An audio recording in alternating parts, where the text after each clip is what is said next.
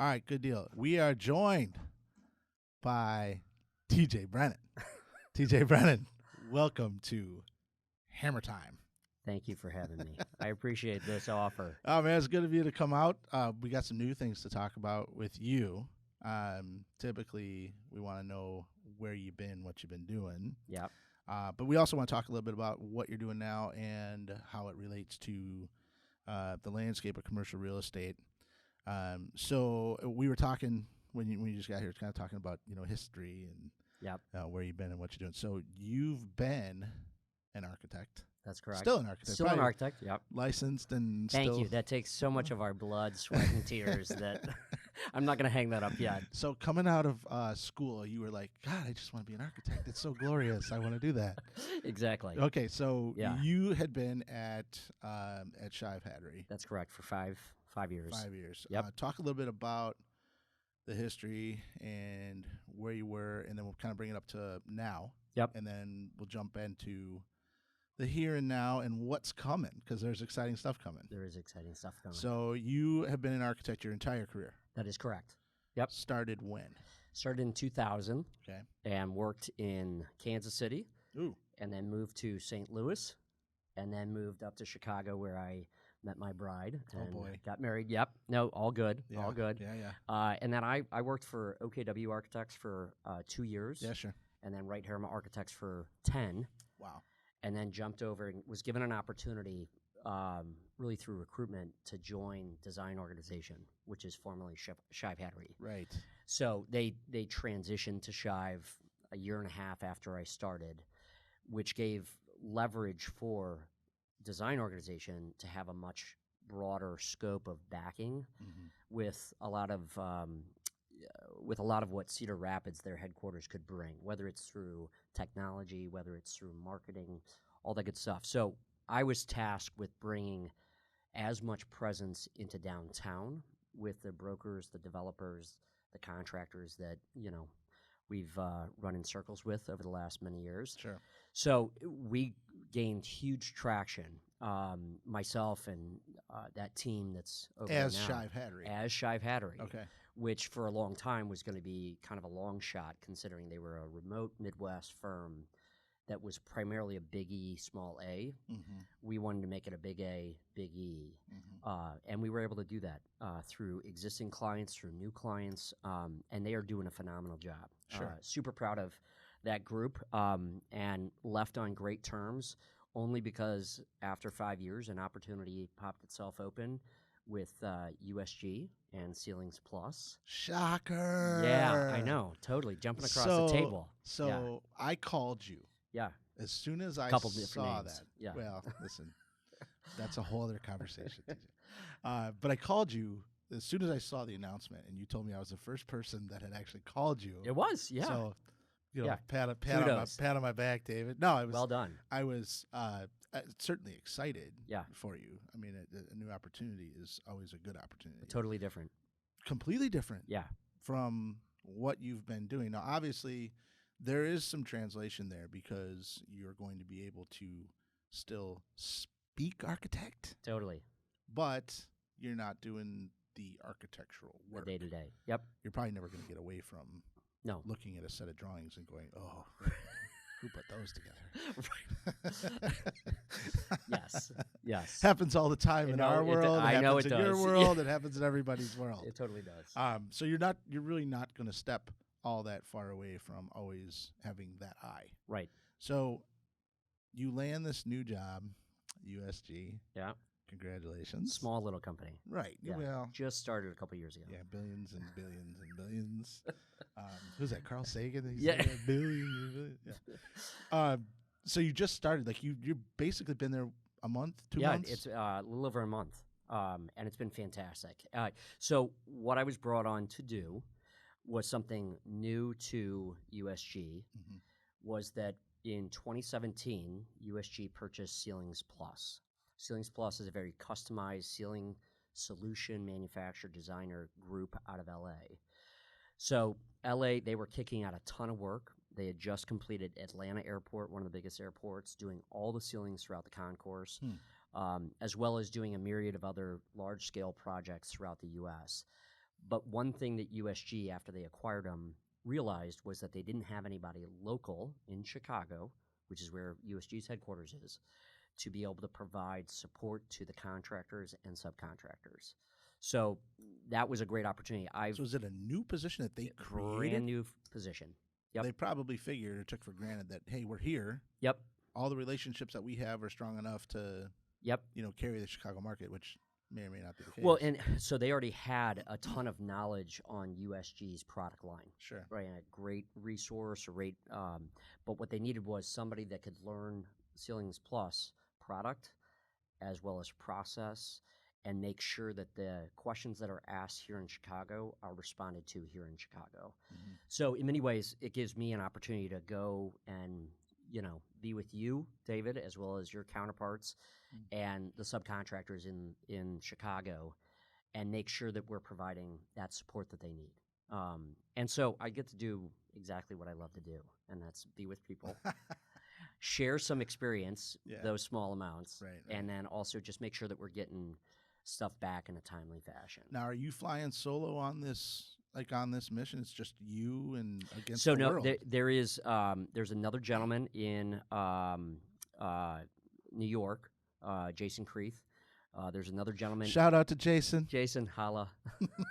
And then there's a gentleman in Washington State, Ed Williams. Shout out to Ed. Yep. And then our manager in charge is in L.A., so he's kind of running the L.A. territory, Jonathan Guigiano.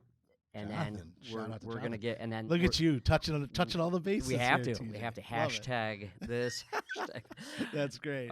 So the hope is that we'll grow and see what the market trends are, and then land additional my positions in Seattle, San Francisco, you name it. So the vision is to have a local market guy.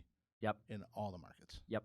In the big markets, and we're already seeing, great movement towards those markets. Hence the reason why we've hired 3 people, right out of the bat. So what are you seeing in your limited time here in Chicago, like in terms of kind of what your plan is? Yep.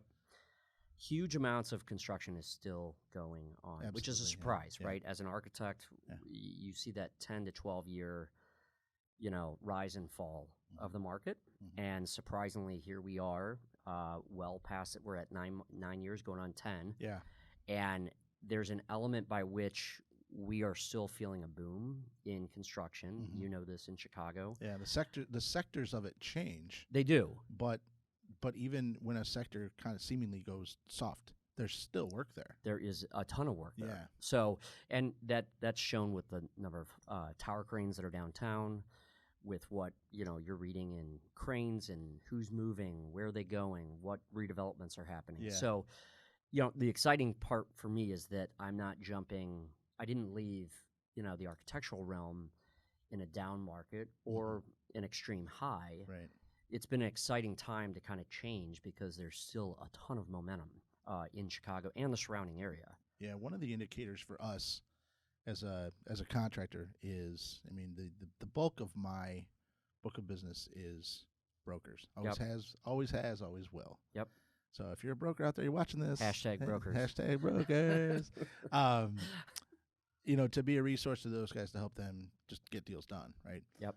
When you start to see that TI money is tightening, and when you start to see renewals versus moves, yep, and you start to recognize that trend, that's when you know that, wow, it's really slowing down. Doesn't mean that there's not still work there. Correct. But those are some of the indicators, I think, from my seat that I look for.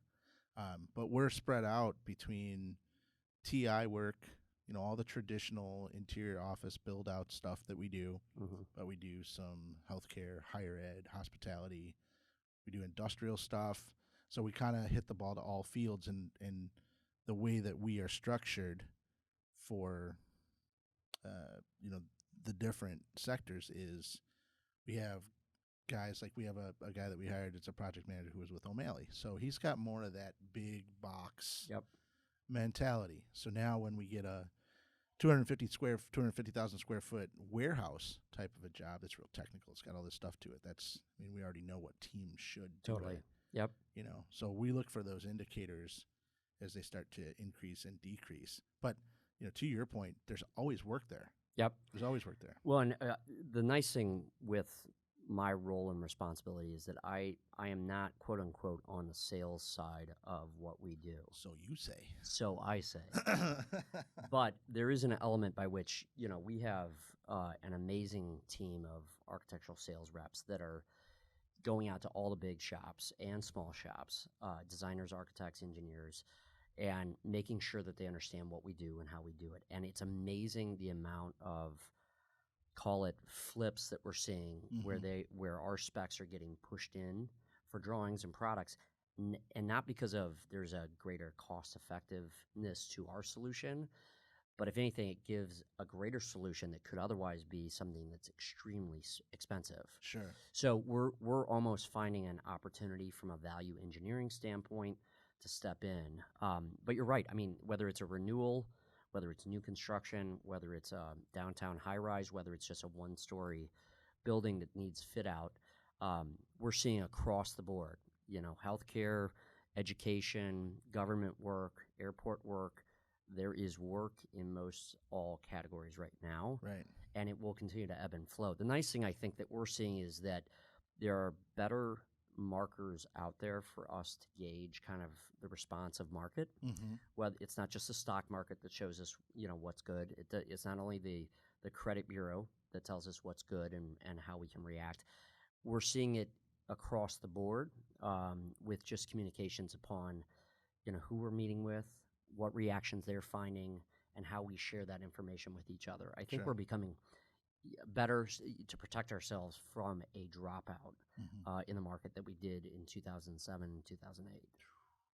I know. That was a rough time for everybody, man. It was. It's amazing that the number of businesses that were able to endure.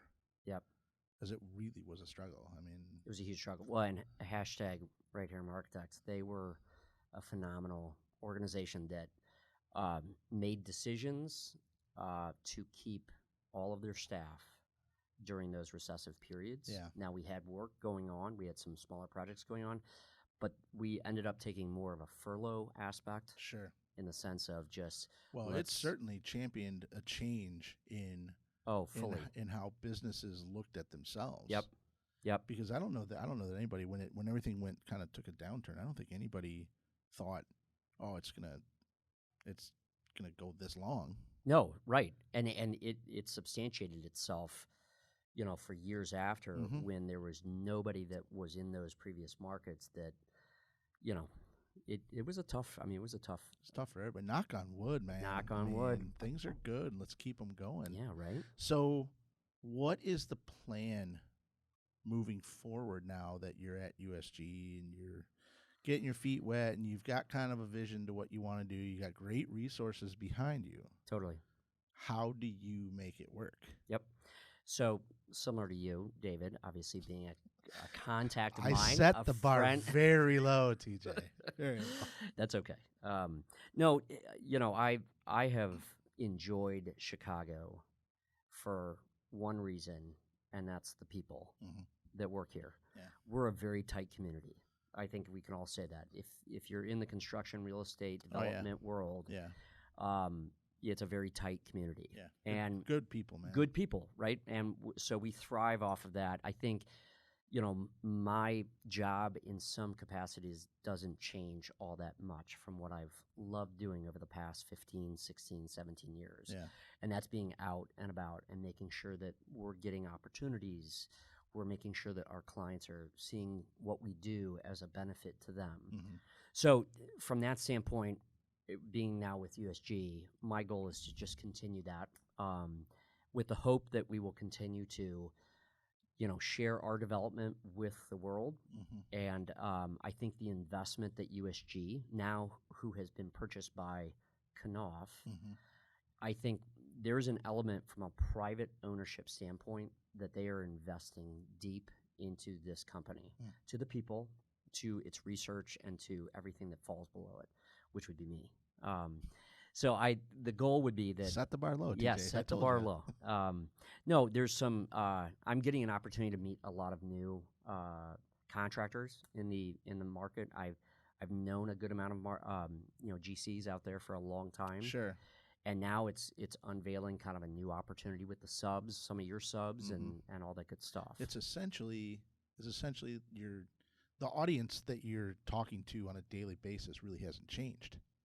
The conversation has changed a bit. Correct. But the audience hasn't changed Correct. at all. I know that when I went from Desks Incorporated to where I am now, yep, the people that I've talked to for years and years and years, none of that has changed. Right. It's just, and that's the same with me. I do this now versus that, which is, it's been much easier for me to kind of qualify with people. Totally. I think people understand contracting, right? Yep. So what do you do for a living? I was asked, this is a great question. So I'll ask you this question right now. So you're now in a position to have to change your elevator speech, right? Totally. You have to change your elevator speech. Yeah, right. So we get on an elevator. You ask me what I do for a living. Yeah. Say, hey, David, what do you do for a living? I work for a general contracting firm. We do commercial interior jobs. Fantastic. I've got to get off on this floor. But that in your mind qualifies. Oh, you build things. Right. You build things. It's pretty easy to communicate what I do, and within that there's broad spectrum of what you do and how you do. Specifically. Sure. Yep. So now, TJ, you're no longer an architect. Because if you say I'm an architect, oh, I get it. A disco ball falls down. You draw cool pictures. Right. No, I mean it's a skill. It is an absolute skill. Yep. But you're not an architect anymore by trade. Yeah, correct. So we were on the elevator, and oh wow, TJ, good to see you, man. What do you do for a living? Yeah, I sell amazing products and service for a company that has been around for over 100 years. You lost me. Probably lost me. Hey, come on. No, I always ask people this question because that's true. That's true, though. It does change. When I still have just a lot of really great friends that are in the contract furniture industry. Yep. And Lori Acuna, shout out to Lori, hashtag Lori, who now works here at Langehaumer. Yep. One of the things I had said to her in our process of hiring was, now when you go talk to people about what you do, it should be pretty easy. Totally. Right? Because I always thought, you work for a contract furniture dealership. Well, you don't just sell furniture. There's so much to it, right? That the layman doesn't know or doesn't care about. So a lot of times you'd have to leave it at that. Oh, I sell furniture. I sell office furniture. Right. When there's so much, it goes so much further. I need a filing cabinet. Well, that's a pedestal. It's not a filing cabinet. I need a chair. Well, it's seating. Depends. It's not a chair. Yeah. Is that a task? Yeah. So and this is whenever we do these podcasts and that I've done a few, I always ask that question. So it's a great question. Your elevator speech now is Yeah, I have to work on that. Right. Well, you're new. I mean, you've been there a few weeks. Long enough. You've been there a few weeks. The good thing I will have to say, and I have a strong commitment towards this because I am not one that likes to leave any organization, period. I think anybody that I've worked for has indicated that they'll know that I like to stay committed. And it was very difficult when I left Wright and when I left Shive. But when the opportunities present themselves, there's always that risk, right? Sure. We talked about that. Yeah. And that risk, in the capacity with USG, there's already a reward in coming over, in my perspective, because of the support and the people that are at USG. There's a caring element by which they not only love what they do, they love how they do it, they love being in community with each other. And I think it's very transparent. Whether the contractor gets a chance to see that on a day-to-day, I think it will show proof, through my work, my responsibility. But also, it's an invitation for anybody to engage USG because they really do take their job seriously and enjoy doing what they do. So culturally, for you, huge. It was a great move. Yep. And I've been in great cultures before. That's not to say that I haven't. Right. I've been with remarkable organizations that have provided fantastic design-oriented culture. And in this capacity, it's no different. It's just with a new family. And the nice thing is I still get a chance to run into all of my architectural counterparts. Sure. I still run into all of our hashtag brokers. Hashtag brokers. Yeah. Who I love dearly. And a lot of those people have been friends for well over the time that I've been here. in Chicago, and too with you guys. Well, thanks, buddy. Hey, Got to stay in touch. Yeah, we will. Got to No stay in doubt touch. about that. So moving forward, Yeah. now with USG, what are some of the things in terms of the marketplace that you want to accomplish with USG? So we have had a struggle as an organization for well over 100 years, and we know this from the very top, from Chris Griffin, that from a marketability standpoint, there are other competitors that will always have that extra commercial, extra ad, extra plug throughout the industry, whether it's through social media, and it's always hard because we take great pride in all of our products that most of the time every GC has touched, has seen, from a building envelope standpoint to mud to grout to tile to what you name it, to ceilings. But I think our big push over the next year is to get a broader marketing exposure that will, now that we've been taken over in some capacities by Knauf and we have greater resources to build from, there's no reason why we can't leverage ourselves to the best and being the best throughout the construction build industry. So knowing the industry as you know it. Yep. How do you think that you accomplish that? It's going to be multifaceted, as we all know. I think just as you and I see each other out and about at events and at construction meetings and whatever the case may be, it's not only that capacity. There's a personal aspect that I think we've lost with a lot of the social media. Sure. Nothing against social media, but it has taken out that. This podcast is going on social media. I know, you know no, that, right? That's why I'm giving it props. Hashtag, Langehaumer. Sure, Langehaumer Construction hashtag. Yeah. But I think there is that element of personal, eye-to-eye contact that I still think strongly that it will far exceed any ability that social media has. It always does. It does.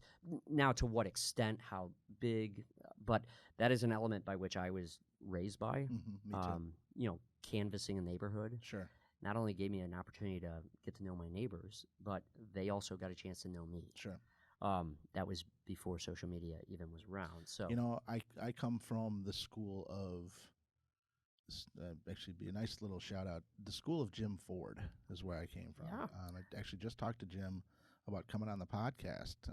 Nice. Which would be a great conversation for me because this is a guy that, I came to work for cold. Right. I didn't know anything about anything. Right. And, the one thing I've always left with him was, he's a really genuine guy in the way that he teaches or kind of treats people. And that was the biggest takeaway that I had. It was a Freudian sleep when you said Freudian slip when you said teaching. Yeah, well, it's he true. was a teacher. Yeah, he was a mentor to me and taught me how to really treat people. Yep. And build relationships. When it was I think when I started at desks, it was such a foreign thing to just call on the broker community. Yep. It was so new, and I was already doing it. Right. Already doing it. So it translated and it worked and it was great. But that people connection will never go away. Right. But it's the hardest one to build. It is. For us here, like Langehaumer Construction, we've undergone a great transformation this last year where we've hired a consultant to come in and talk to us about who we are. Yep. And how do you market yourself and ask some really hard questions about how do you do what you do. Yep. Right? What is the secret sauce for Langehaumer Construction? Right. And through that process, it's now us trying to stay more out in the forefront in terms of the efforts that we put behind social media. Yep. And the efforts that we put into just our shameless self-promotion, which everybody does, and you kind of have to do it. Yep. But it really made us analyze, the sponsorships across and the board, the different things and the different ways that we're spending our money, and it's, maybe you get more bang for your buck at this versus that, and there's always things that you kind of have to be a part of because it's good to be seen. But one of those efforts through that whole thing really was more of the social media aspect. Yep. The basis of what it is what you're talking about is that face-to-face. True connection. Yeah, face-to-face meeting that's never going to go away. Right. I prefer to do business that way. Right. I would much rather be hanging out on a golf course with you and 2 other guys, Yep. playing golf and talking about your family and your kids, and Right. talking about what you got on tap for the summer vacations. Oh, and by the way, hey, what are you working on right now? Well, and that will just come naturally, right? Through friendship, through accountability, all that good stuff. Yeah. And to your point, my father was in sales as an independent sales rep for 45 years, ran his own company. And I remember going on sales pitches with him. And I always thought, this is really awkward. We're going on a sales pitch. Right. Like, what are we actually going to say to him? Hey, here's my binder of products. Right. Pick from it. Which one do you like? You like that picture? Okay, we'll get Chocolate, you an order. strawberry, How many? vanilla? Yeah. How many do you want? How many do you want? But what I realized was when my father would do lunch and learns at architectural offices, when my father would meet with contractors, more often than not, and I would have to say 95% of the time, the conversation would immediately pick up from where it left off last time, about the family, about health, about what they're doing in life, how are they feeling. So who did your dad work for? He worked for his own company, architectural products company. And what products were they? So it was roofing, siding, and not just any roofing. This was standing seam metal, copper, Wow, cedar shake, Spanish clay tile. So is this where your love of architecture started? Yeah, it was. My dad had a drafting table because he did his own. You blame your father. I do, in a good way. It's my dad. I hate you. It's your fault. He had one of the great, huge drafting tables with the movable arm on it and everything, and he did shop tickets at night for his products that were going out. Okay. And I remember, my dad's office was in the house, but my dad would wake up in the morning, take a shower, shave, get dressed as if he was going into an office. Starting his day. And he was starting his day. And he would work hard all day long. And I remember as we went into those offices, the relationship that he had, I felt as his son and his counterpart helping him, was that immediately I knew as if I knew them. And it felt very comfortable. It didn't feel... You were learning how to build relationships. Fully agree. Yeah. So 100% kudos to my dad for building relationships, not worrying about the business. Awesome. The business will come. Yeah. Kind of thing. That's awesome. Yep. So that's where, for all those that know me and know that I like to talk and know that I like to hang out. We're digging in here, buddy. We're digging in. This is going deep. This is good. Hashtag deep. Hashtag deep. So weird. So was there ever an opportunity before, maybe going to work at an architecture firm that you were going to work with your father? Yeah. So this goes deep. Yeah. This goes deep. So this is good stuff. Yeah. When I graduated, we won't edit this out. No, that's fine. That's fine. So when I graduated from school, where'd you go to school? I went to Kansas, University of Kansas. Shout out. Yeah. Rock Chalk Jayhawk. Big 12. Go KU. So I, when I graduated from KU, my father unfortunately had fallen ill. So I moved back to St. Louis. I was in Kansas City working, moved back to St. Louis. At that time, I told my father I wanted to, take over the business on his behalf. Wow. Not for the profitability, but for the support of keeping all of his clients engaged and continually served and all that good stuff. Did you know enough about the business to do that at that time? I did not. There was no way I knew half of what he had learned in the 45 years, plus or minus. Well, sure. But there was an acumen by which I loved what he did, right? And I really had a passion to do that, probably a little bit more from a sentimental standpoint, of course, of carrying that torch. But my father was adamant to say, no, this was my decision. As I came across from Scotland to the United States, worked all the jobs that I worked, I decided to plant my seed and do this as my job. He says, that's not your mission. So he pushed me out the door. Wow. In a good way. Yeah. I took offense to it at first, to say, he doesn't think I'm cut out for it. Right. But my father knew that's that how you internalize that, man. Exactly. Yeah, of course. So my father said, no, you went to school to become an architect. My goal for you is to become an architect first, and then you can decide to do whatever you want. Right. Which was true, right? I mean, we went through all the 5 years of schooling, and I have a passion for architecture. There's no reason why I would just hang it up. So I spent the next 6 years going and working at firms so that I could get my hours in, take my exams, and get licensed. Well, in the meantime, my father, God bless him, had passed away. And my brother tried to, kind of pick up where he had left off. And that was tough. That is not any easy task. I wouldn't have done. Was your brother a part of the business already? Through the last few years. Okay. Just trying to help, make calls and, Sure. Support my dad in any way capacity. But yeah.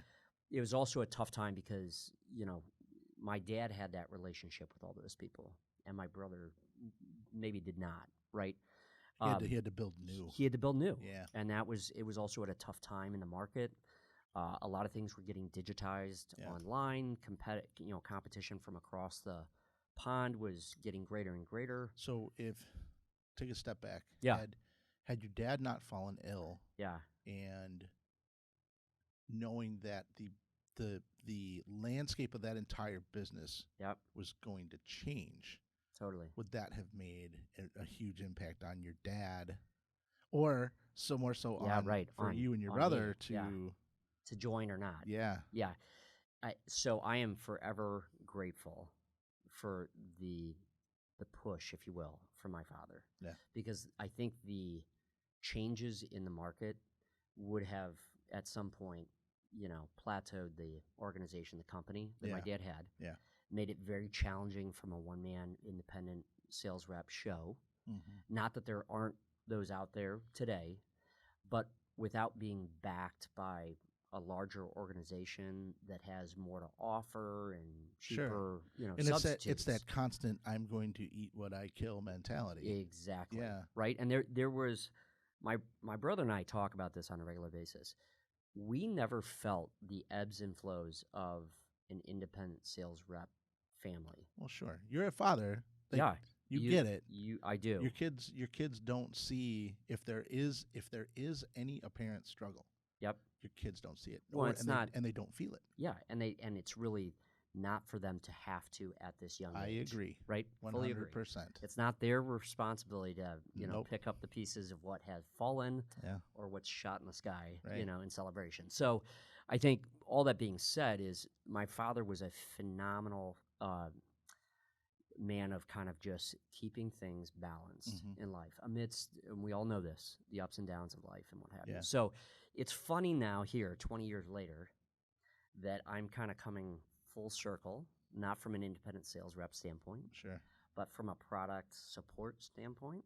Well, look at the one common denominator between all of that history and that story between you and your dad and your brother and that business. Yep. And growth to it and then away from it. Yeah. The one common denominator is that relationship aspect of what your father's business was. Fully agree. Yeah. Fully agree. Whether you knew it or not, you were learning that so early on. No, and to all the architects and firms that I worked for prior, they all know that I was never one that really wanted to sit. I always wanted to be up and out and socializing, right? Sure. With not only our staff but our clients, with our contractors.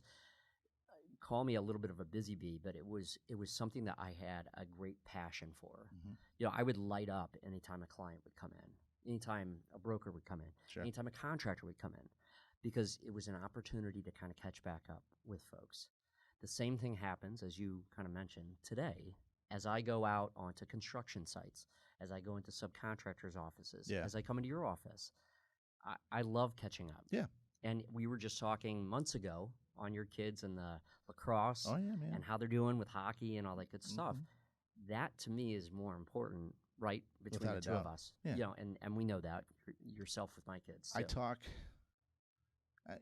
everybody's got their own style for how they do what they do. Yep. And as a business development professional, I tell people all the time that I'm a professional friend maker, man. That's what I do. It's true, right? That's what I do. Yeah. I talk to people and I ask questions and I get to know people. And if I always kind of feel like what you said, back to what you said, like if there's an opportunity for us to do business together, well, then it will happen. It will happen. I'll tell you, I've got some close friends in this industry, people that I talk to every day. Yeah. Never talk about business. Right. Never. Right. We may talk about their business and what they're doing, Of course. but I mean, It's not specific to a I can tell you, project size. I can tell you right now, 3 or 4 or 5 people that really could influence my business Right. here at Langhammer in a super positive way. I've never done business with them. Right. Right.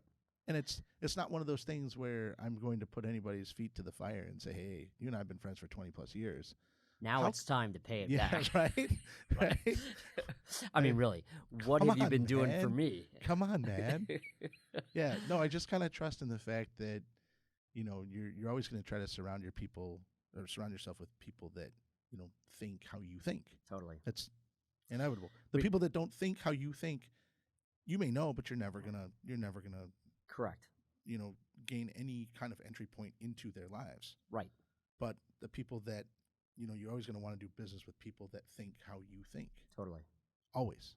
My dad always used to say, because I, you know, as a young kid, always going into my dad's office and looking at the books and the binders and the shop tickets and the shop drawings. Yeah.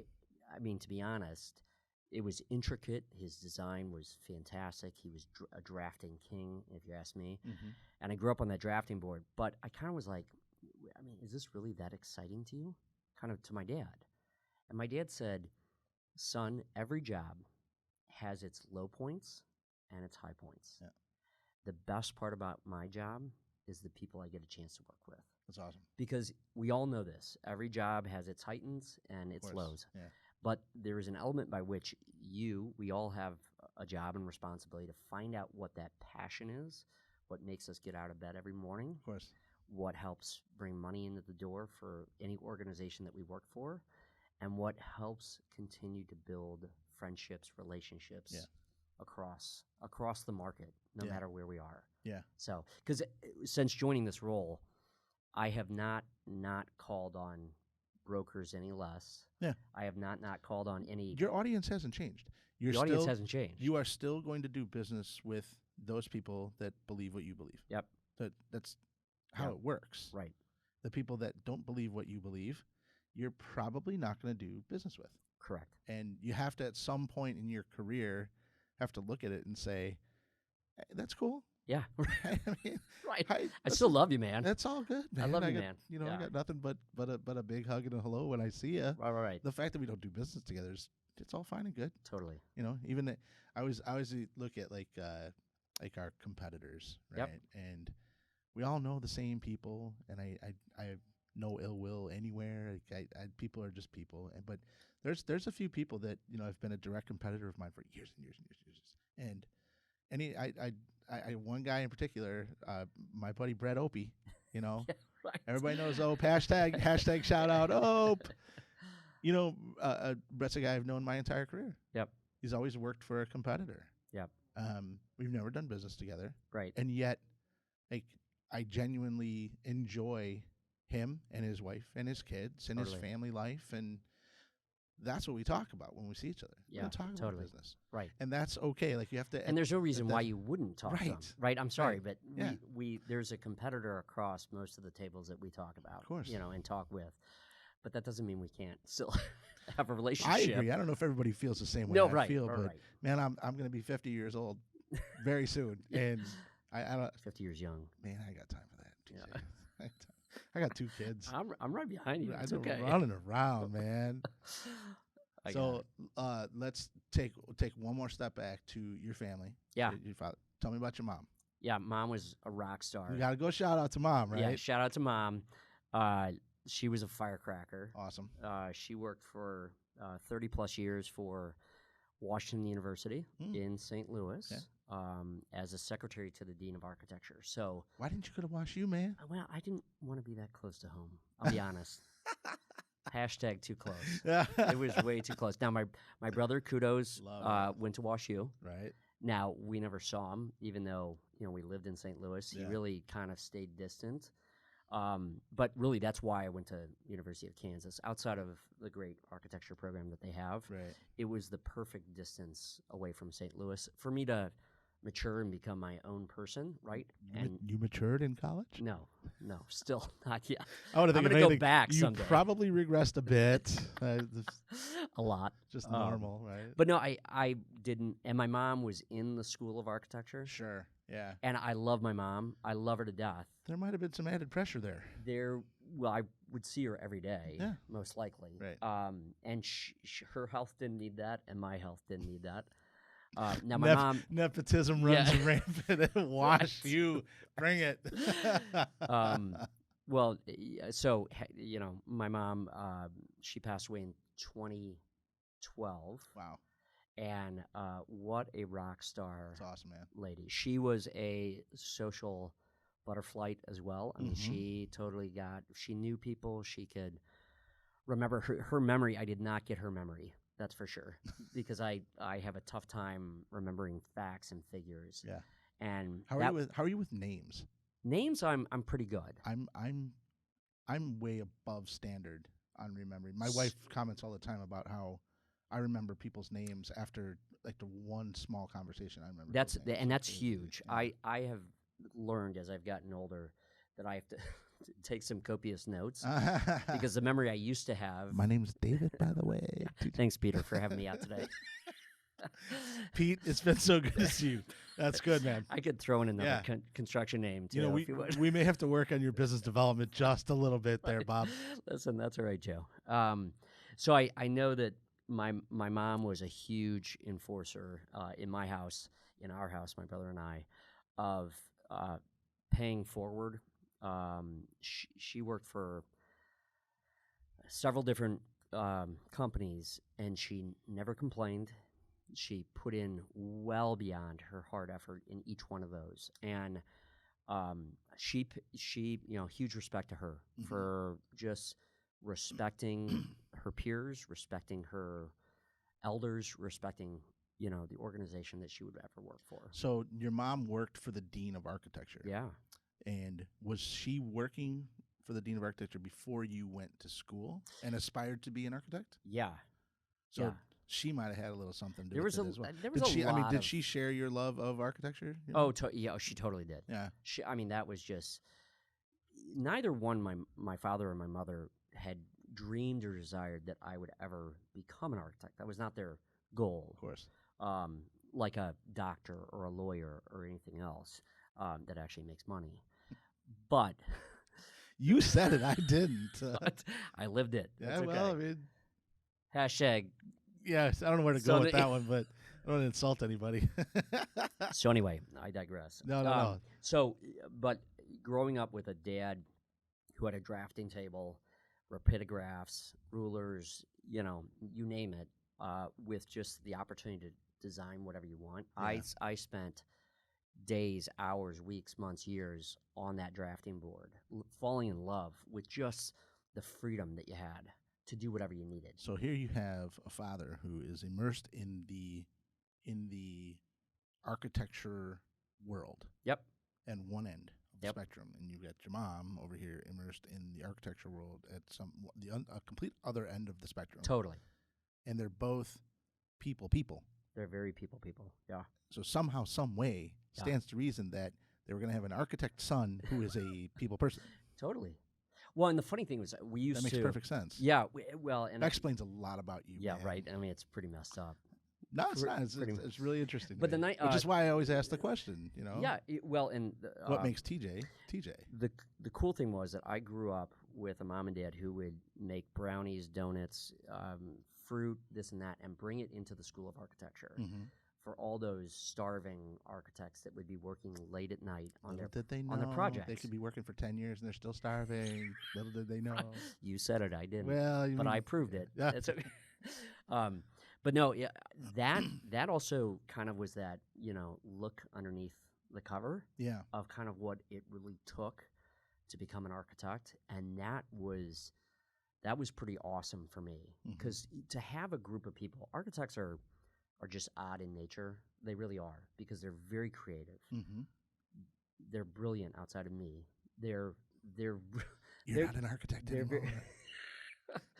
There is an element by which we all went through this in the schooling process, was that the collaboration that you have to have with your peers, even if they're on a competition against you, is something very special. And it teaches you to relate to different people, different projects, different circumstances. It teaches you that you have to accept criticism. Totally, yeah. That you may not be the one that has the answer. We don't. Yeah. We don't. We just have to kind of challenge our ways through that. Sure, yeah. But, I mean, that when I would step into those studios at 10 o'clock at night with my mom and dad and serve food and see the excitement that these young designers were going through, that was really cool for me. And that was a passion that I carried well through the first 10 years when I was an architect, you know, into the real world, call it. Yeah. And at some point it clicked and you said, that's what I want to do. Yeah. I want to be that guy, right? Yeah, I mean, it really did click. And hashtag KU did a phenomenal job. It was a rock star campus that allowed us to do amazing things. All right, so let's fast all the way forward. Yep. You're married, you got twins. Yep, correct. And you're living in the city. Yeah. Pretty soon you'll be moving out to the burbs because I told you the house across the street from me is for sale. I told you. Right, you did. Now you're in this new position with this seemingly unlimited potential to grow and expand. Yep. And I'm only saying that based on what you've told me already. Fully agree.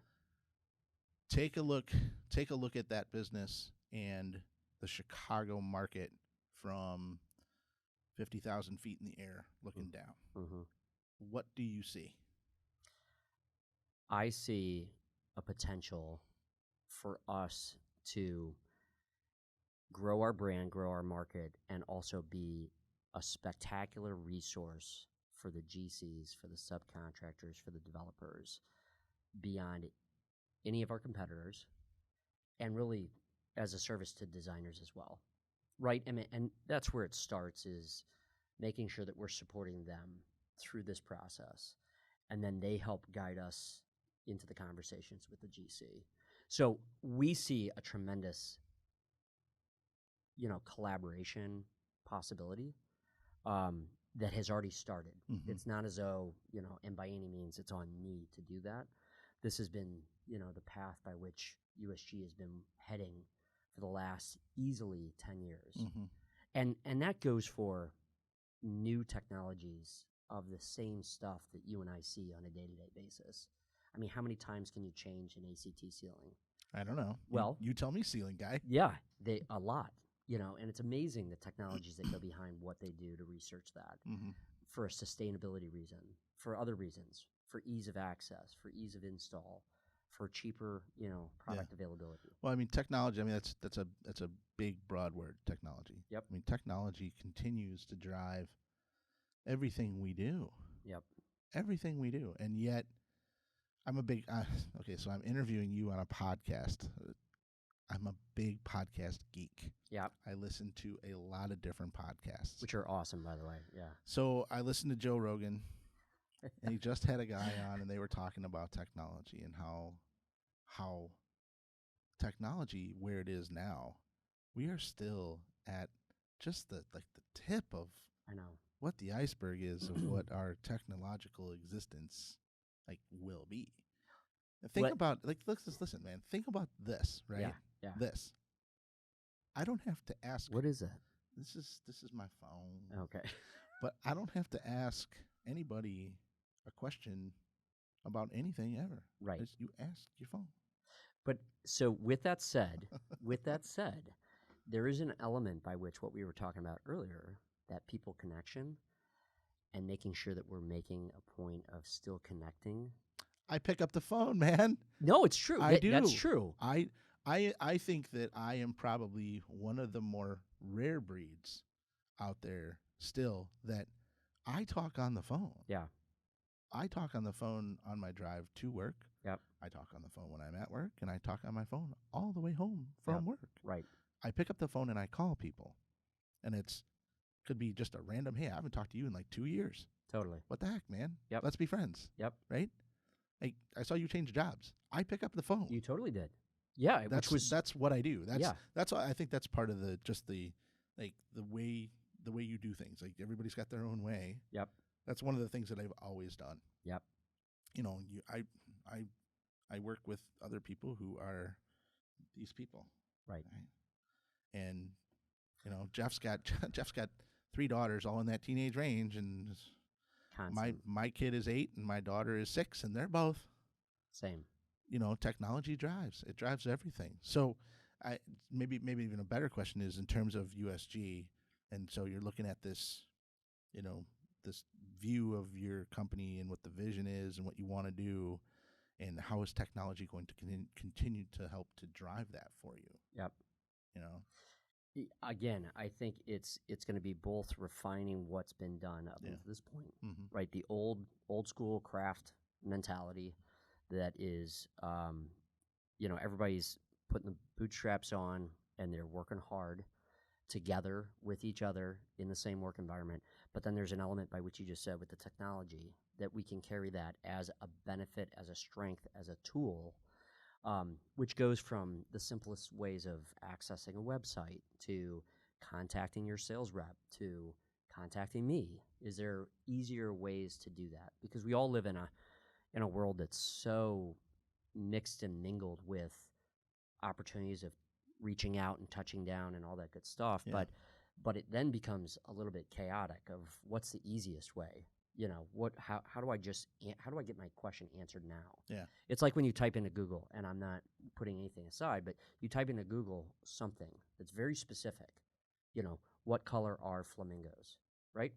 You will get millions and millions and millions of pages, some of which don't have any context to that question.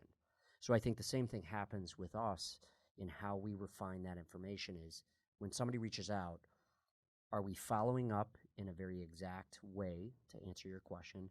Are we giving you options if you're asking for them? And how do we deliver that in a very streamlined process? Not to say that we don't want that capability from a Google standpoint that we can provide everything that you'd ever want. There's only one Google, man. That's true. Hashtag Google. Nobody. Well, I mean, listen. Hashtag, they want to sponsor our golf outing. It's coming up. If no, it is true. Though, right? Nobody else in the world can be Google until there's another version of Google that makes Google look right, not as functional. Obsolete. Yeah. I mean, right. It's coming somewhere. All right. So yeah. In closing, yeah, we got a couple of questions for my friend TJ. Okay. So, Cubs or Sox? Cardinals. I know. Wasn't an option. I get that you're from St. Louis and all. However, what color is your blood? Is your wife a Cubs fan? She is. Yeah, she born and raised in Chicago. Yeah, man, I like her way better than you. Yeah, I know. Already. Okay, thin crust or deep dish? Thin crust. I don't disagree. Hey, man, I'll take. It's gotta be good thin crust. I'll take deep dish. There's no doubt. It's gotta be good thin crust though. But I like thin crust because my kids like thin crust. So. Okay, so that was the other question. Is you have kids? Yeah. What are your kids' names? Taylor and Elizabeth. They're twins. 7. Yeah, they're awesome. Well, they're no doubt awesome. They take after their mom, who's a Cubs fan. Yeah, totally. Well, they do take after, their mom. Favorite color?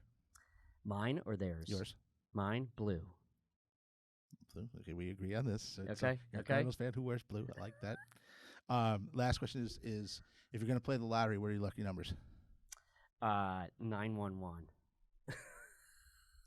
Well, and anybody who finds TJ's cell phone, 911, 911.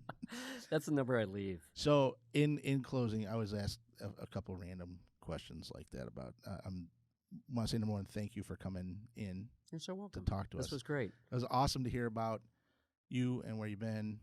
Your family. Life. Your family that's awesome. What a great story. I didn't know that, but I've known you forever. I didn't know that about you. So that's sorry, awesome. I didn't get a chance to share that before now. Now everybody's gonna know it. That's great. I'm proud of that. So super excited for you with the new gig. Thank you.